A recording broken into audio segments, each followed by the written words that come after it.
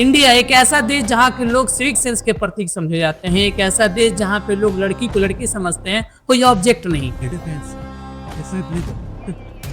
अगर किसी दीवार पे लिखा है यहाँ थूकना मना है तो वो कभी थूकते नहीं।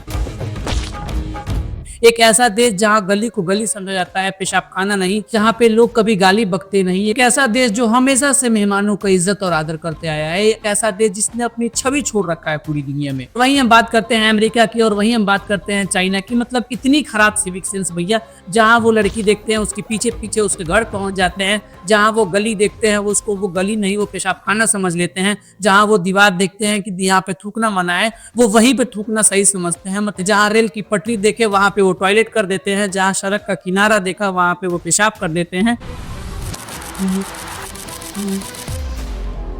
एक मिनट, ये सारी चीजें मैंने अमेरिका और चाइना वालों के लिए कहा था ना।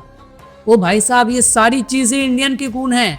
ये आप मैं थोड़ा सा उलट फेर किया हूँ, आप समझ रहे हो कि मैं किसको कह रहा था। तो ये पूरी बात बताना चाहता हूँ कि अब मैं बताऊंगा असल सच्चाई इंडियंस की है क्या।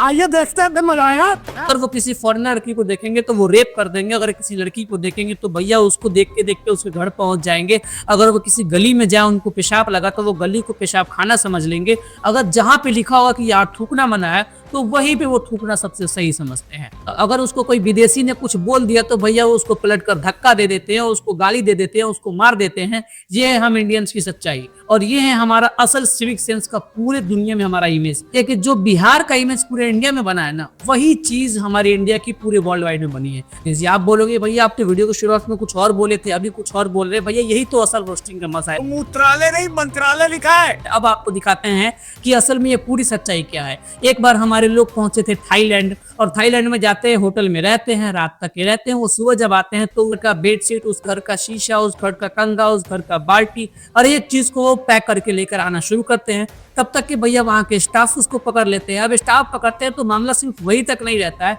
उनकी वीडियो बनाई जाती है और उसको वीडियो को भैया सोशल मीडिया पर अपलोड किया जाता है। और ऊपर वाले का भी कर्म देखिए भैया, वो वीडियो एकदम से वायरल जाती है पूरी थाईलैंड में। उसके बाद जब भी हमारे लोग थाईलैंड जाते हैं तो लोग यही कहते हैं कि भैया स्वच्छ भारत के लोग आ गए हैं, जो कि गंदगी फैलाएंगे, जो कि चोरी करेंगे। भैया अपने घर के संभाल को रखना ना। ये है हमारी असल सच्चाई, ये है हमारा असल इमेज। आप बोलोगे सिर्फ एक चीज होने से थोड़ी होता है, तो चलिए मैं आपको दूसरा केस लेकर चलता हूँ। ये है जापान का ट्रेन। जापान में भी यही हाल हुआ कि भैया ट्रेन में वो लड़ाई करते हैं, तो उसको तो मारते ही मारते हैं, बल्कि उसका सारा सामान चुरा कर वो वहां से खिसक जाते हैं। ये है आपकी असल सच्चाई। एक रसिया की लड़की यहाँ पर टूरिस्ट बन के आई थी। भाई ये बंदी ये बैठी है विक्टोरिया और मैं ब्लॉग करता हूँ, ये इंटरनेट पे भी जाएगा। ये बंदा, इसको 3 बार छुआ पैर पे आके, मेरे सामने भी छुआ। इसलिए मैं पूछा आपकी बेटी नहीं है ना? आपकी बेटी होती क्या करते आप? बेटी हमारी क्या करते आपकी बेटी होती तो क्या करते? मैं ऐसे पूछ रहा हूँ, क्या करते आप? सॉरी सुन के निकल जाते? ये है हमारा असल इमेज। कब तक अपनी छुपी हुई आइडेंटिटी दिखाओगे भाई? क्योंकि कभी ना कभी जो आपके अंदर का जो चाल और चलन है ना, वो कभी कूद के बाहर आ जाता है। और वो कूद के बाहर आने का रीजन है कि भैया सिविक सेंस। मतलब आपने इस महात्मा गांधी के देश को, आपने इस बुद्ध के देश को क्या बना दिया? जो हमारे पूर्वज इस इमेज को सेट करके गए थे, एकदम से अब वाहियात इमेज बन चुका है। और वाहियात इमेज का रीजन सबसे बड़ा ये हमारा अनएम्प्लॉयमेंट, हमारी अनएजुकेशनल चीज है। ये जब तक हम किसी चीज पे सोच विचार नहीं करेंगे तब तक हमारे हालात ऐसे होंगे। भैया आप सुधर जाओ।